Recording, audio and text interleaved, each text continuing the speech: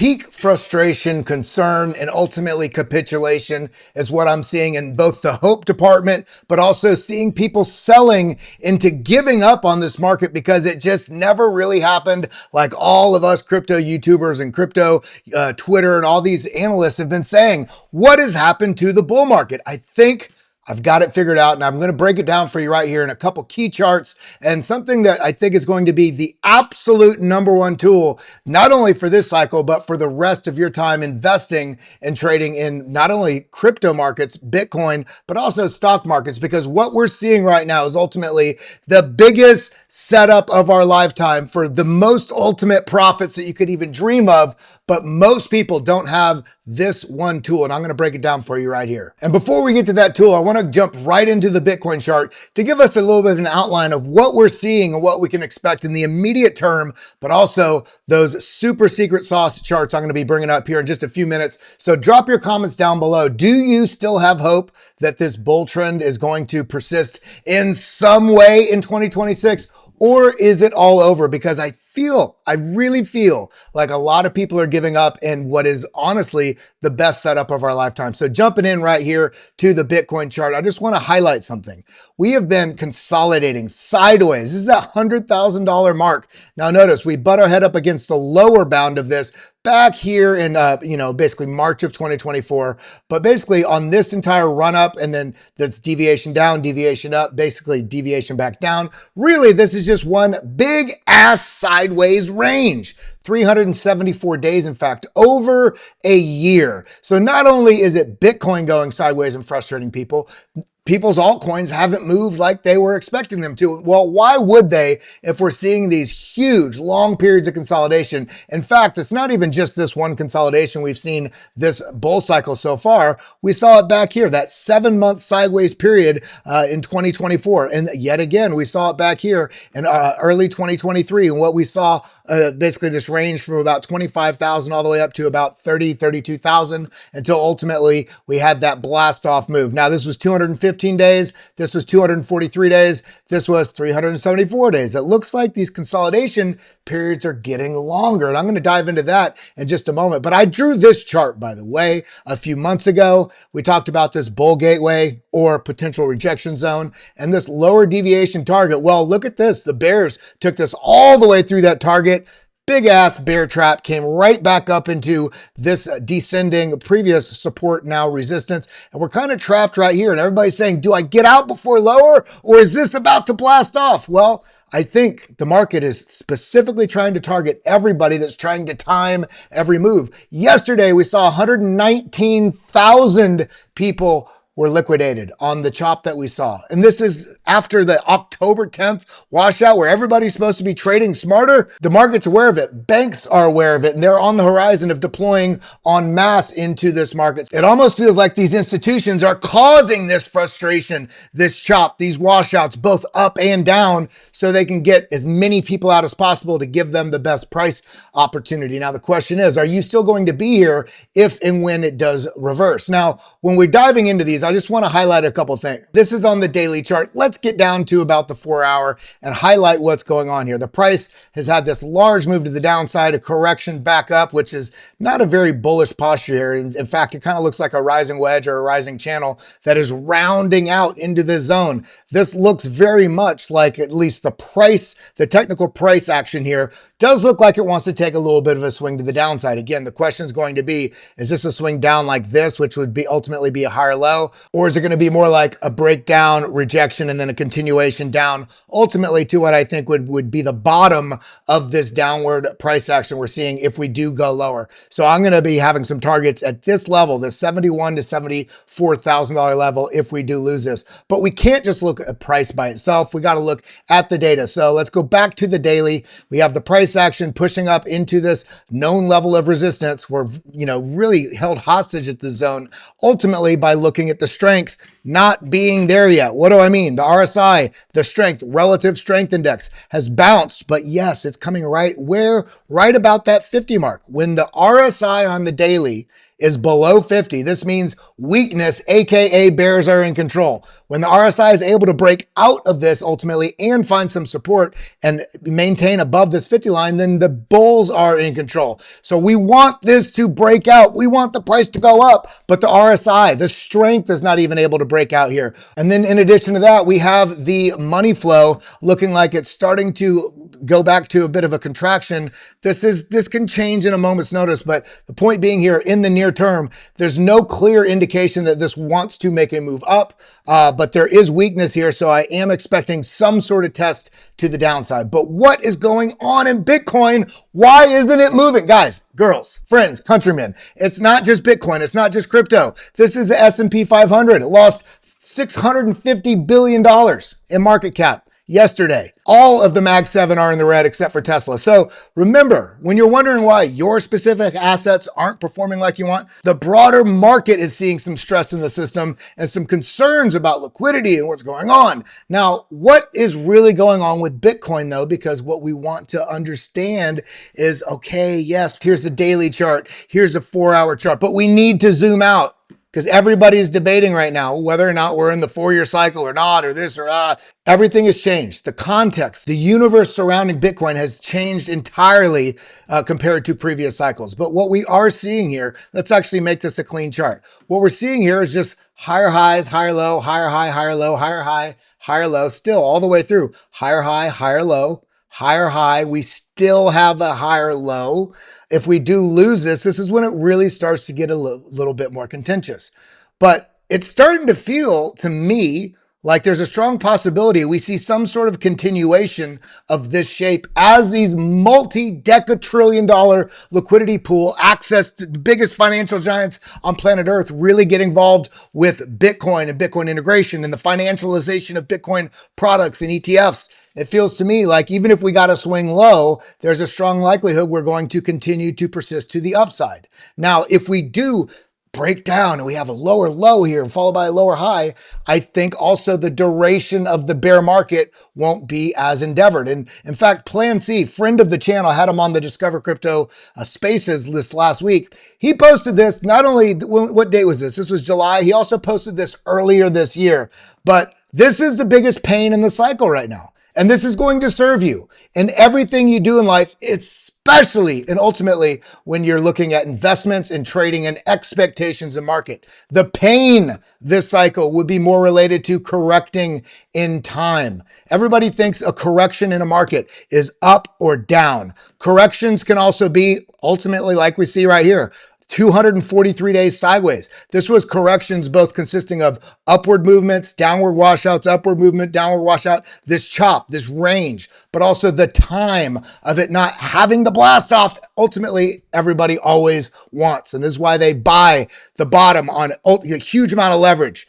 And that's why also people are buying the top on huge amount of leverage. And people getting washed out in both directions. So coming back to Plan C's post, I just want to highlight a few things. The pain this cycle would be more related to correcting in time, longer consolidation periods, shaken out by losing confidence. Are you feeling like that right now while we're having the global liquidity basically set on the doorstep of Bitcoin? Every condition that's happening on a geopolitical framework right now with wars and with the money printing and with the loss of confidence and social media, people waking up. Guys, Bitcoin is on the doorstep to absolutely breaking every model that you've ever even considered. So when we're looking at Bitcoin, coming back here to the 1-hour chart, we're going, why isn't it moving it?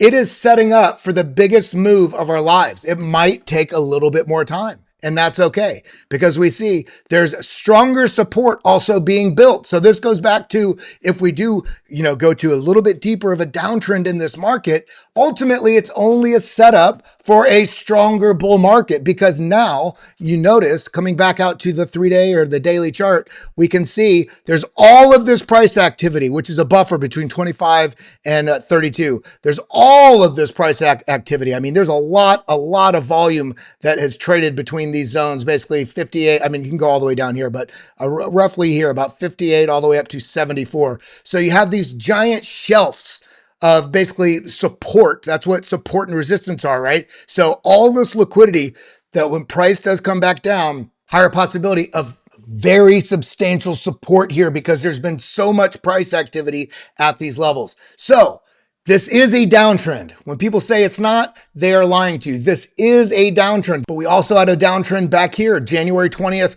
all the way here to about April 7th. That is a downtrend that did reverse. We're in this downtrend as well. That's been since basically about October 7th. The top was about October 6th, right? So October 7th, all the way down to where we're at right now, basically about 2 months. We've been in a downtrend. Can it endeavor a little bit longer? It sure can, but the question is going to be to what extent. So although we all want the bullish side to take over and this green candle to just go up, up and to the right, we do have these broader concerns. The global financial market, including the stock market, we're seeing red because we're seeing concerns about what's going on in the Japanese ecosystem. In fact, they're talking about hiking rates. The last time they did that, we saw the market correct down about 25, 26%.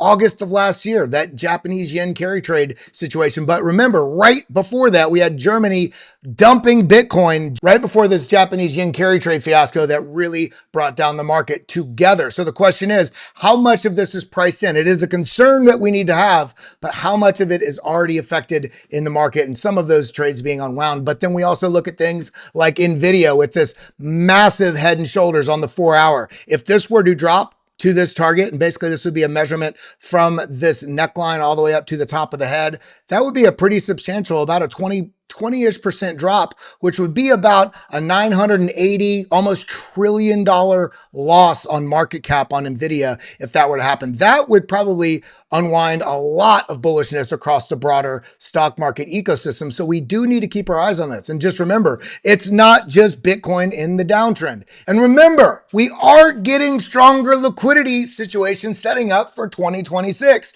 So this move to the downside that is testing your patience, that's making you endure a longer amount of time, larger periods of consolidation, bigger moves, especially emotionally, we have to watch what the forecast is about going into 2026, and especially past May when we get the new Fed chair, because they're already affecting their T-bill purchases, 40 billion a month over the next several months. But then we've also got the Treasury is out here doing buys as well of their own debt. So we kind of getting the double whammy here. And remember, we're getting a new Fed chair in May. So you've got to consider, is the Fed slow playing a little bit, especially downgrading the probability of how many rate cuts are going to be next year? Because they know once the new Fed chair gets in, there's probably going to be a pretty large push to be very aggressive with rate cuts. So maybe they're slow playing now that gives us a slingshot in May. And again, it's that ability to manage time and be patient in this market. Now, because never forget this chart. This is why I'm so interested in Bitcoin, but also investing in general. Look at the flippening. I just want you to notice this is the US debt. This is the US GDP, the gross domestic product. Basically, how much money is the US making versus how much do they owe? Look at where this crosses over. Pretty interesting time frame right there, right? What would that be? Right about 2008, just before, right at about 2008. What happened in 2008? 2009, great financial crisis, the birth of where Bitcoin really came out of. And then right into January 2009 is when Bitcoin basically hit the floor slowly at first. And now it's grown from zero up to over $100,000 and now still consolidating in that $90,000 range. So this is only getting worse. So you have to invest. Otherwise, you're just digging your own grave financially. This is why it's also important, because we're seeing the banks become aware. Retail investors took Bitcoin from 0 to 100K, and banks are just about to really aggressively really push into this. And the registered investment advisors getting these 1 to 4% allocations. The awareness campaign is going absolutely through the roof going into the next 2 years, starting in January. And we're seeing all of these major players that were lined up against Bitcoin are now aligned alongside Bitcoin and trying to incorporate and push Bitcoin products and positive messages around Bitcoin. And you're worried here when we're having a little bit of a drop in the market right here, which we've seen before. Guys, are you not getting it yet? Because we're so close to the greatness. It's just about the patience right now and allowing yourself to look for opportunities in these fear zones while the debt is only getting higher. The need to invest is only getting stronger. But I'm not going to lie to you. We are in a frustrating position. This yellow dot here, this is basically the bull bear battle for control. But to what extent? Is it going to be over the next 1 month, the next 2 months, next 4 months? I don't know. I just know that the liquidity conditions going into next year suggest very strongly that, and also from Trump's words himself, we are going to run the economy hot. We are essentially going to try and set up all the liquidity conditions necessary to really make sure the stock market's running and make sure the economy is flying, especially with the contentious midterm election that's coming up next year. So looking at this in the near term, this is scary, but we've been here before. We've been here before with Bitcoin's price being under these key moving averages. But interestingly, you know where these zones are. And again, I drew this chart months ago. This is the short-term holder cost basis in the 200-day moving average. Just notice where this bull bear gateway is. Basically, the bull gateway or the rejection zone is right there, 106 to 109. That's exactly where these two trend lines are meeting, the 200-day moving average and the 21-week moving average. Interestingly, though, that's exactly where these two key moving averages are, which is the 200-day moving average and the 21-week moving average. But we really have to pay attention to this little dotted line right here. This is a short-term holder cost basis. I really do expect to see some trouble at that zone. It's right about $102,000 right now. But once we're able to tackle, whenever that is, whether it's after the government shutdown and continuing resolution, all that nonsense gets solved into the end of January, going into February, March, that's when I think we're going to start to really see some strong bullishness. And it's the strong bullishness can only be considered once Bitcoin's price is back above these three key metrics. So if you're feeling frustrated, if you're losing your confidence, if it must be a bear market now for the next 12 months, remember, that's what they want you to feel. They want you to capitulate. They want you to exit. They want to be able to take the best price opportunity and frustrate you as long as possible, because it's not just Bitcoin. It's not just your favorite altcoin. When you look at markets in general, stock market, Bitcoin, crypto, this is the situation where money is made by the patient taking it from the impatient. And in order for them to take it from you, you got to give it up or do something silly, over leverage your entire account, something like that. So you have to ask yourself, what's your goal in this market? What's your goal in 3 years? What do you see happening with the entire global financial infrastructure just in the last 2 years starting to get aligned and really integrate and push into the Bitcoin ecosystem? On the one hand, it sucks because this should be for the people, by the people. But at the same time, this is a free and access use for anybody on the planet anywhere, including institutions. To me, it looks like there's going to be a massive push once all this frustrating risk on, risk off contention sort of wears down and we actually see the demand overwhelm the supply, and we're going to get that S curve pop to the upside. And I'm going to be there for it, and I hope you are too. Hope you all have a wonderful weekend. And remember, be patient with yourself, be patient with your family, and be patient with this market. And with that, I'll see you all in the next one.